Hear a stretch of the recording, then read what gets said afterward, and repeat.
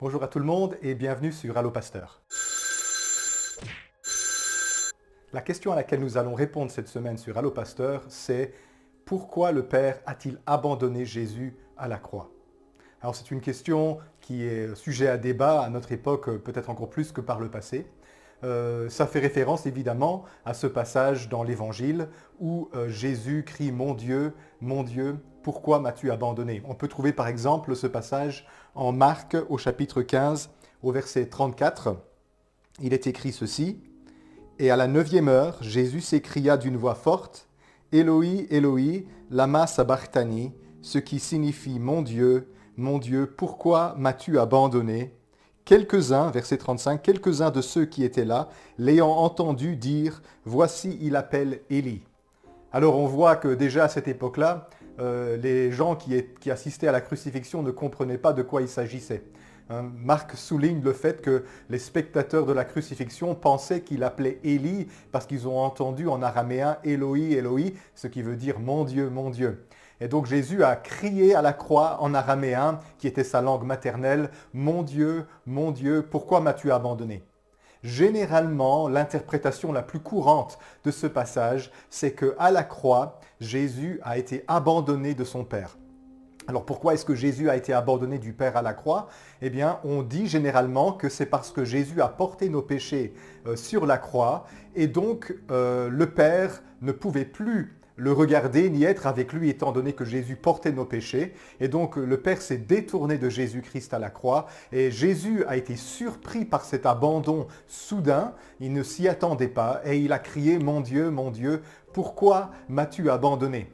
Et donc, généralement, on va justifier ce passage par cette explication que le Père ne pouvait pas rester avec Jésus sur la croix, étant donné que Jésus a été fait péché pour nous, que Jésus a porté nos péchés. Et donc, Dieu, dans sa justice et sa sainteté, s'est détourné de son Fils sur la croix parce qu'il portait nos péchés. Ça, c'est l'explication qu'on admet généralement dans les milieux évangéliques sur ce passage. Mais est-ce que c'est exact? Eh bien, on va en discuter ensemble. Généralement, quand quelqu'un me dit que le Père a abandonné le Fils à la croix, je lui pose toujours une question. Je lui dis, pourquoi est-ce qu'il fallait que le Père abandonne Jésus à la croix? Est-ce que Jésus n'était pas en train d'accomplir la volonté du Père? Il me semble que oui, étant donné que juste la veille dans le jardin de Gethsémanée, Jésus priait pour savoir quelle était la volonté de Dieu. Il a dit « Mon Père, si cette coupe ne peut pas s'éloigner de moi, eh bien que ta volonté soit faite et pas la mienne. » Et donc vraiment, Jésus était en train d'accomplir la volonté de son Père. Alors pourquoi est-ce qu'il fallait que le Père détourne son regard de Jésus? Généralement, on me répond ceci, parce que Jésus a porté le péché du monde à la croix et les yeux de Dieu sont trop purs pour supporter la vue du mal. Et donc, parce que les yeux de Dieu sont trop purs pour supporter le mal, il s'est détourné de son Fils à la croix.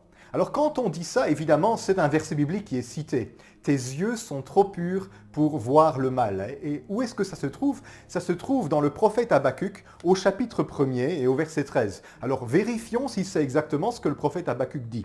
« Tes yeux sont trop purs pour voir le mal ». En effet.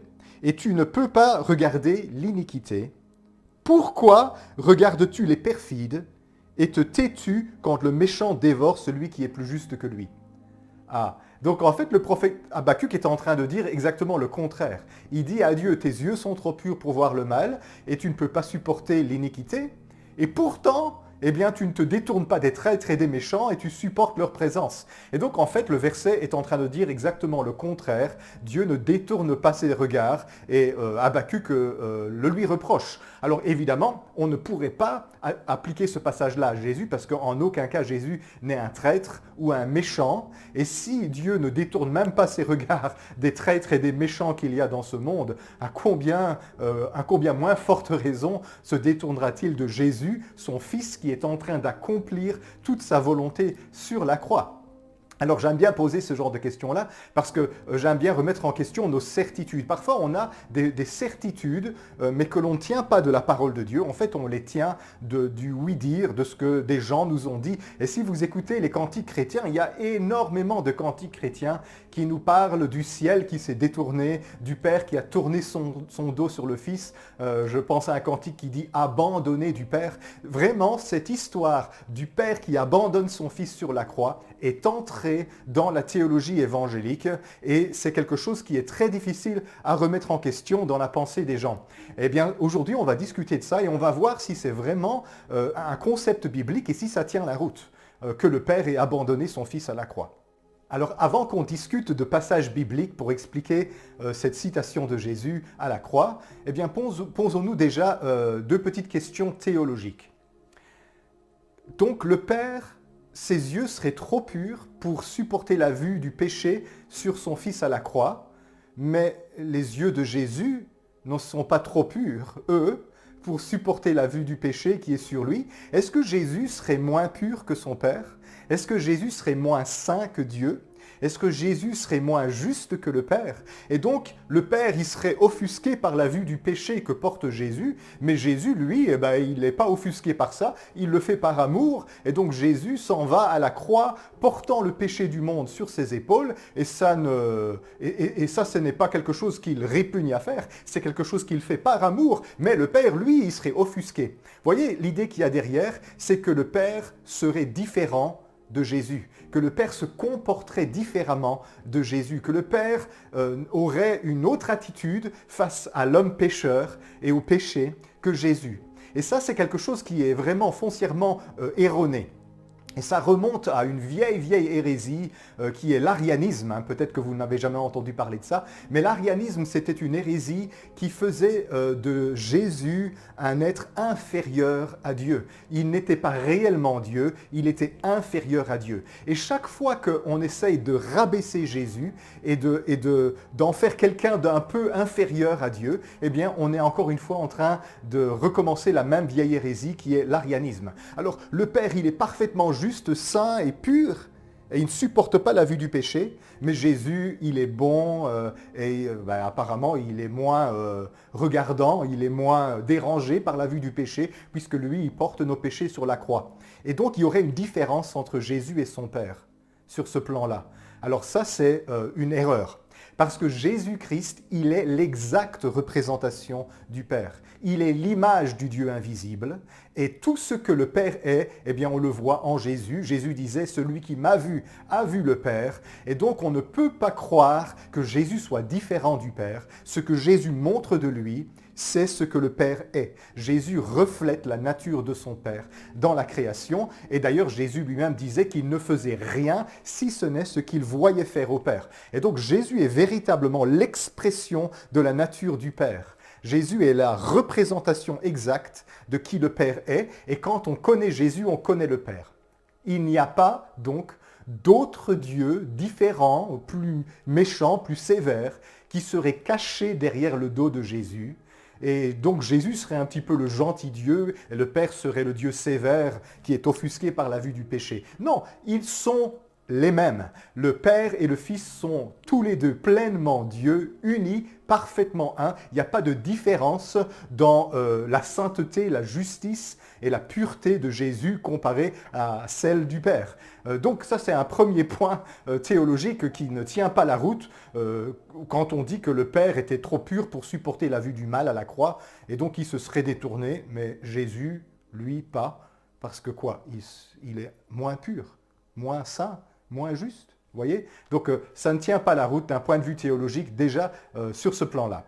Deuxième question qu'il faut se poser, qui est aussi une question théologique, comment est-ce que le Père peut abandonner son Fils? Comment est-ce que la Trinité pourrait-elle se déchirer intérieurement et le Père se séparer de son Fils?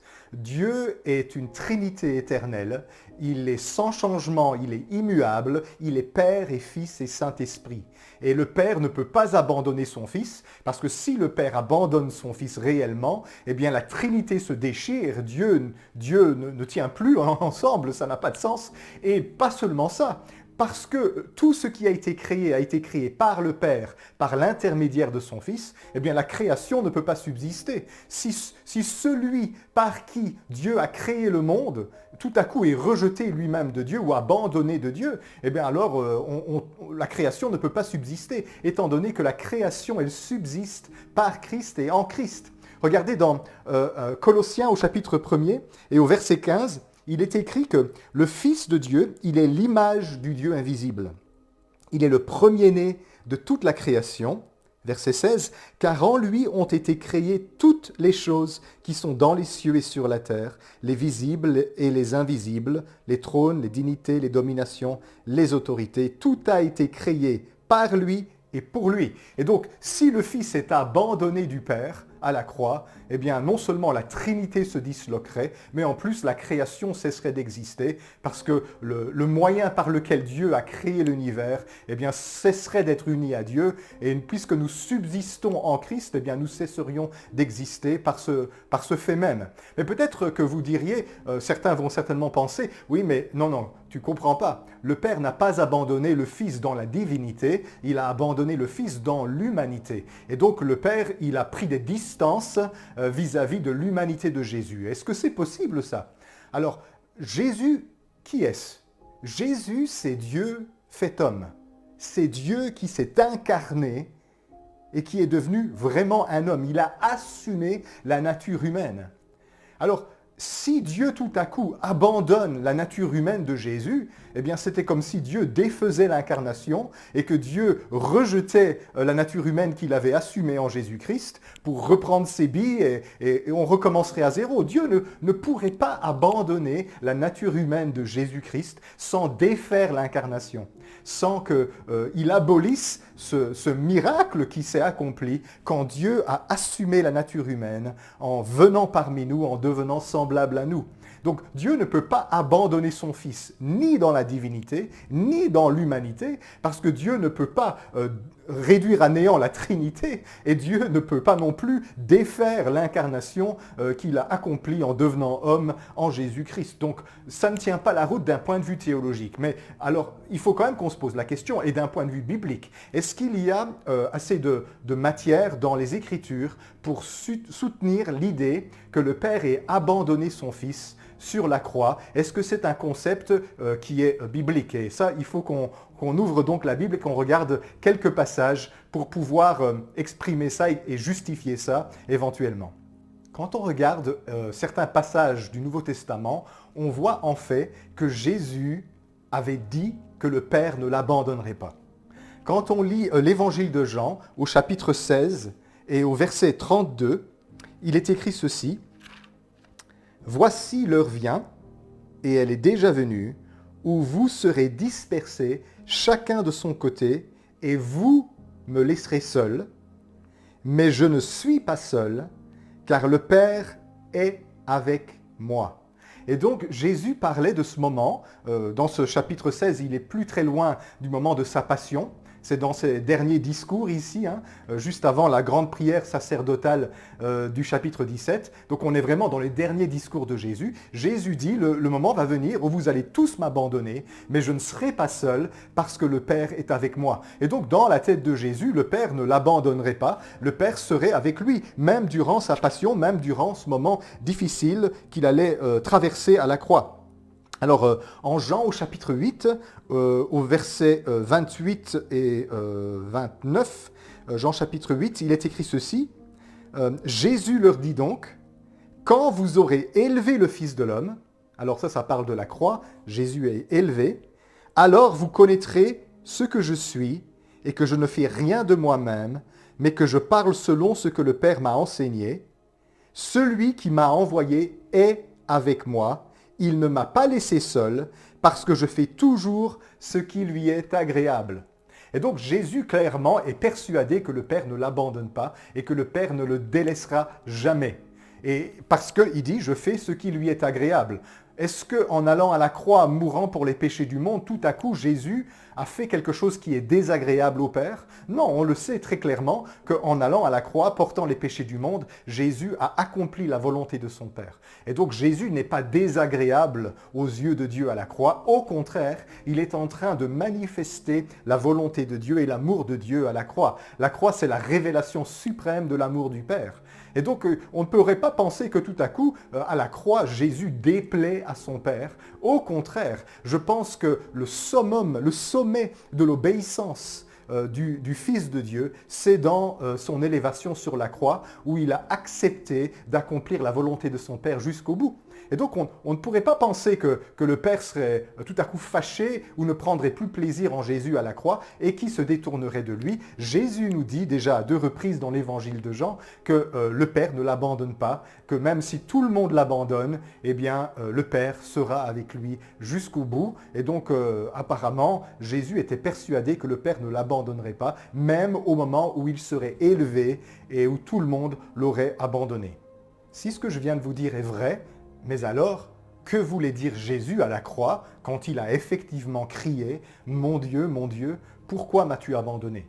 Maintenant, beaucoup d'entre vous, vous savez exactement d'où vient cette citation que Jésus cite sur la croix. C'est le premier verset du psaume 22.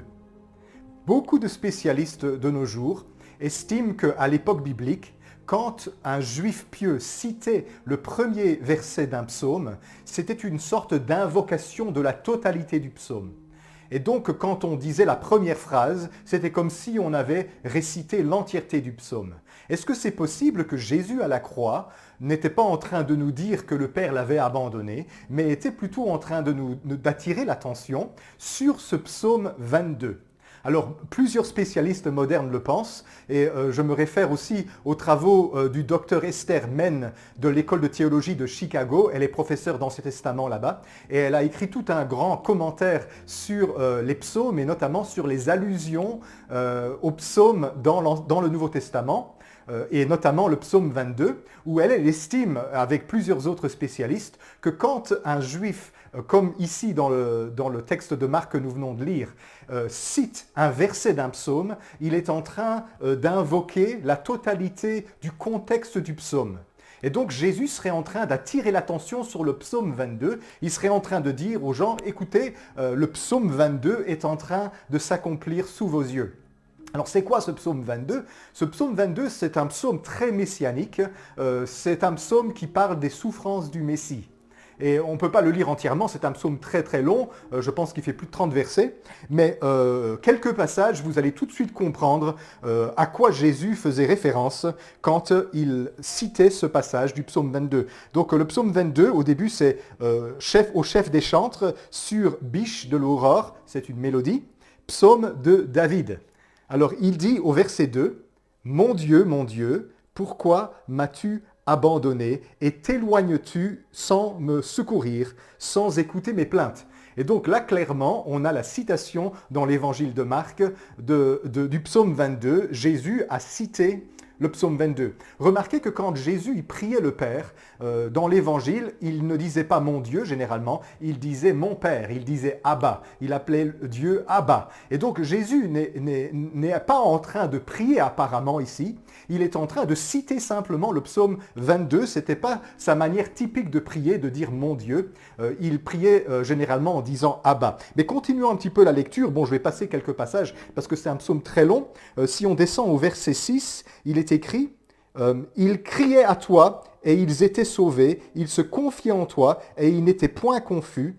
Et moi, je suis un ver et non un homme, l'opprobre des hommes et le méprisé du peuple. Tous ceux qui me voient se moquent de moi.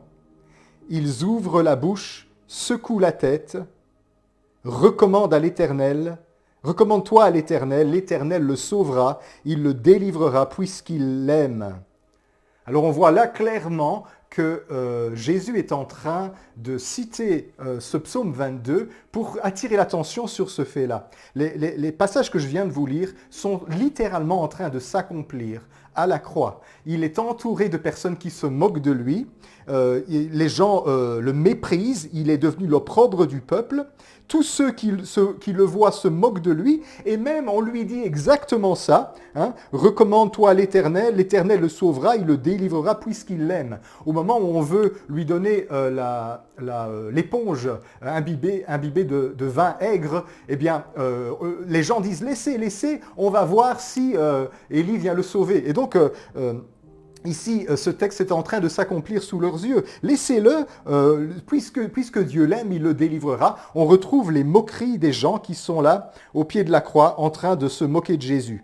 Alors, un peu plus bas, ils ouvrent contre moi leur gueule, semblable au lion qui déchire et rugit. Je suis comme l'eau qui s'écoule, et tous mes os se séparent. Mon cœur est comme de la cire, il se fond dans mes entrailles. Ma force dessèche comme l'argile, et ma langue s'attache à mon palais. Tu me réduis à la poussière de la mort, car des chiens m'environnent. Une bande de scélérats rôde autour de moi. Écoutez bien, ils ont percé mes mains et mes pieds.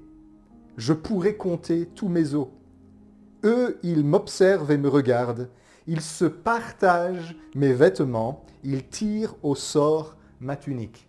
Est-ce que vous voyez comment le psaume 22 décrit exactement ce qui s'est passé à la croix? Non seulement Jésus est entouré de scélérats qui se moquent de lui et même de brigands, et on sait qu'il y en avait au moins un des deux qui se moquait de Jésus, mais en plus, ils ont percé mes mains et mes pieds. Donc on a affaire à une crucifixion ici, dans le psaume 22. Jésus est en train de dire, regardez, vous ne voyez pas que vous êtes en train d'accomplir le psaume 22. Ils se sont partagés mes vêtements, ils tirent au sort ma tunique. C'est exactement ce que les Romains qui avaient crucifié Jésus lui faisaient quand il était attaché à la croix. Ils tiraient au sort pour voir qui allait pouvoir emporter ses vêtements. Ils se sont partagés au sort ses vêtements. Et puis descendons un peu plus bas au verset 24, il est écrit car il n'a ni mépris, il parle de Dieu, ni dédain pour les peines du misérable, et il ne lui cache point sa face, mais il l'écoute quand il crie à lui. Alors le psaume 22, lui-même, il dit que Dieu ne détourne pas sa face du misérable qui prie et qui crie à lui. Et donc, pour tous ceux qui nous disent que le Père détourne sa face de Jésus à la croix, eh bien non, désolé, le psaume que Jésus est en train de citer, le psaume 22 lui-même, affirme que Dieu ne détourne pas sa face du misérable qui crie à lui. Et donc, à la croix, ce qu'on voit, c'est pas tant Jésus qui affirme que le Père l'a abandonné ou s'est détourné de lui, c'est Jésus qui s'en remet à son Père et qui exprime sa confiance en son Père, parce qu'il invoque ce psaume 22 qui est en fait une grande prière de délivrance d'un juste qui souffre injustement aux mains des infidèles et que Dieu n'abandonnera pas et dont Dieu ne se détournera pas. Alors voyez, quand on étudie le texte d'un peu plus près et qu'on va voir la référence à laquelle Jésus fait allusion dans le psaume 22, on voit qu'en fait, eh bien, il ne s'agit pas du tout d'un abandon du Père, c'est plutôt l'inverse. C'est un malheureux qui crie à Dieu dans sa détresse et dans sa souffrance parce qu'il est entouré d'injustes qui lui font du mal. Et le Père, en aucun cas, ne détourne de lui sa face, mais il l'exauce. Je vous invite vraiment, si vous avez le temps, à lire le psaume 22 dans son entièreté. Il y a plus de 30 versets, mais ce psaume parle vraiment de ce qui s'est passé à la croix. C'est un psaume messianique incroyable. C'est d'ailleurs étonnant que nos amis juifs, en lisant le psaume 22, n'y voient pas une allusion claire à Jésus-Christ crucifié. C'est tellement évident quand on le lit ensemble. Et donc, quand un homme pieux, je le redis une fois encore, un juif pieux, invoquait un verset d'un psaume, c'était comme s'il utilisait l'entièreté du psaume, comme s'il invoquait l'entièreté du psaume. Et Jésus sur la croix, ce qu'il est en train de faire, c'est pas de nous avertir que le Père l'a abandonné, il est en train de nous dire, attention, vous n'avez pas lu le psaume 22 ? Il est en train de s'accomplir sous vos yeux. Regardez, ils ont percé mes mains et mes pieds. Regardez, ils se moquent de moi et ils me disent que Dieu me délivrera si Dieu m'aime. Ils me disent que je n'ai qu'à recommander à Dieu ma vie et il va me délivrer. Exactement ce qu'on lui disait. Regarde, ils ont partagé mes vêtements. Voyez, et donc Jésus était en train de dire à ses contemporains que le psaume 22 était prophétiquement en train de s'accomplir sous leurs yeux. Ça, c'est le sens de ce verset « Mon Dieu, pourquoi m'as-tu abandonné ?» Mais alors, où était donc le Père au moment de la crucifixion de Jésus, puisqu'il ne se serait pas détourné de lui? Où était-il? Lui avait-il tourné le dos? S'était-il détourné de lui? On vient de vous montrer par le psaume 22 que non, le Père ne se détourne pas de la prière du juste. Et d'ailleurs, on peut le voir très clairement que la relation de Jésus était toujours réelle avec son Père parce que Jésus prie. Jésus remet son esprit entre les mains du Père. Jésus demande au Père de pardonner à ceux qui sont en train de le tuer. Et donc on voit clairement que Jésus a toujours une relation avec son Père. Alors, où était donc le Père? Eh bien, on a un passage assez clair sur où était le Père au moment où Jésus donnait sa vie et réconciliait l'humanité avec Dieu. Dans 2 Corinthiens, au chapitre 5 et au verset 19, 2 Corinthiens chapitre 5, verset 19, il est écrit « Car Dieu était en Christ, réconciliant le monde avec lui-même, en n'imputant point aux hommes leurs offenses, et il a mis en nous la parole de la réconciliation. » Où était donc Dieu? Où était donc le Père au moment où Jésus réconciliait le monde avec Dieu? Eh bien, il était en Christ, réconciliant le monde avec lui-même, n'imputant pas aux hommes leurs offenses, donc en pardonnant les péchés. Dieu était là. Dieu n'était pas loin. Dieu ne détournait pas son regard de son Fils dans sa misère et dans sa souffrance. Il était là. Nous n'avons pas un Dieu qui a froid aux yeux. Nous n'avons pas un Dieu qui se détourne de la peine. Nous avons un Dieu qui est avec nous dans nos souffrances. Et si vous croyez en un Dieu qui se détourne de son Fils, alors il n'y a pas beaucoup d'espoir pour vous. Parce que si Dieu le Père s'est détourné de Jésus, alors que Jésus était sans péché, ou que Jésus obéissait jusqu'à mourir, et quand bien même tout ça, le Père se détourne de lui, alors je donne pas cher de votre peau. Hein? Si le Père se détourne de Jésus qui est parfait, alors qu'est-ce qu'il va faire avec moi? Qu'est-ce qu'il va faire avec toi? Non, le Père, il était assis au premier rang. Il était en Christ à la croix, réconciliant le monde avec lui-même, n'imputant pas aux hommes leurs offenses. Et donc vous voyez que en fait, toute cette histoire de l'abandon du Père, de l'abandon de Jésus par son Père, eh bien, c'est une théologie qui est non seulement bancale, mais qui en plus implique toutes sortes de conséquences qui ne sont pas très belles vis-à-vis de Dieu. D'abord, ça implique le fait que l'attitude de Dieu est différente de l'attitude de Jésus. Hein, nous avons un Père fâché et méchant et un Jésus gentil. Hein, donc là, on est encore une fois dans une mauvaise théologie vis-à-vis de Jésus-Christ. Et en plus, ça implique que nous avons, il y a un autre Dieu qui se cache derrière le dos de Jésus. Et donc on a comme une contradiction entre le cœur du Père et le cœur du Fils. Et ça ne m'étonne donc pas que tellement de chrétiens aient un problème avec la réconciliation avec leur Père céleste. Ils aiment Jésus, ils ont une relation avec le Saint-Esprit, mais le Père, ça reste distant parce que, évidemment, si vous croyez ça du Père, vous croyez que le Père se détourne de Jésus, eh bien alors forcément, vous avez affaire à un Dieu qui est, un Père qui est plus sévère, plus regardant, plus cruel, plus difficile à satisfaire que Jésus qui est doux et gentil et humble de cœur. Non, non, non, non, non. Jésus, il est tel que Dieu est. Il est l'image de Dieu et vous avez le droit de douter de tout ce qu'on affirme sur le Père qu'on ne peut pas voir en Jésus-Christ. Jésus-Christ est la théologie parfaite. Il est l'expression de qui est Dieu. Et si ça ne se voit pas en Jésus-Christ, eh bien on a le droit d'en douter par rapport à Dieu. Parce que Jésus exprime vraiment le cœur de Dieu. Alors, est-ce possible quand même qu'à la croix, Jésus se soit senti abandonné? Oui, bien sûr.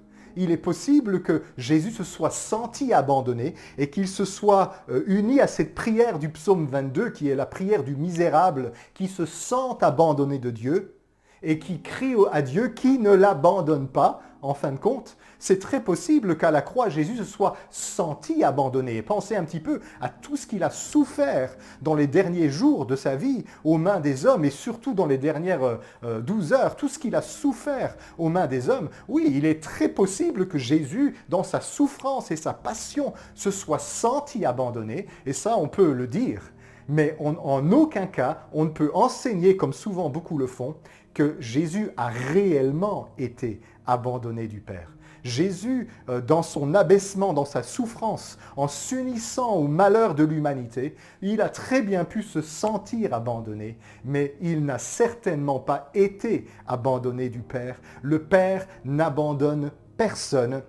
Il y a à plusieurs reprises, au moins 5 fois je pense, dans l'Ancien Testament, cette promesse de Dieu, je ne t'abandonnerai pas, je ne te délaisserai pas. Il l'a dite à plusieurs personnages dans l'Ancien Testament, à Josué je pense aussi, notamment, mais aussi il l'a dit en général à travers les prophètes à Israël, Dieu n'est pas un Dieu qui abandonne et Dieu n'abandonne pas le juste, Dieu n'abandonne pas le misérable qui crie à lui, Dieu est un Dieu fidèle et au moment où Jésus avait le plus besoin de la présence de son Père, moi je vous dis en aucun cas le Père ne lui a tourné le dos, d'ailleurs le psaume 22 le dit clairement, en aucun cas tu ne méprises la prière du malheureux et tu ne détourne ta face de lui. Alors, mes amis, voilà la réponse à cette question. Jésus à la croix n'est pas en train d'affirmer que le Père l'a abandonné. Peut-être a-t-il ressenti un abandon, c'est possible, mais en aucun cas, on ne peut affirmer que Jésus a été abandonné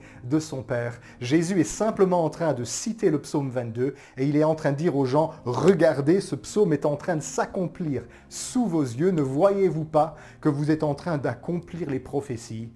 Et personne ne s'en est rendu compte, évidemment, à ce moment-là, sauf peut-être l'un ou l'autre évangéliste par la suite, et bien sûr le centurion romain qui va dire « celui-ci était réellement le Fils de Dieu ». Mais les auteurs des évangiles, et ici Marc, eh bien, il souligne ce fait, il fait allusion à ce passage du psaume 22 pour que nous, les lecteurs, nous comprenions et que nous allions voir dans notre Bible ce qu'il en est. Alors, on ne peut pas comprendre le Nouveau Testament si on ne connaît pas bien l'Ancien Testament, parce que le Nouveau Testament, il naît de l'Ancien Testament, et il ne fait que citer l'Ancien Testament, et il est composé d'allusions et de citations à l'Ancien Testament. Alors, on a besoin d'aller voir le psaume 22 si on veut comprendre le sens de cette parole de Jésus. Alors voilà, j'ai essayé d'y répondre le plus sommairement possible.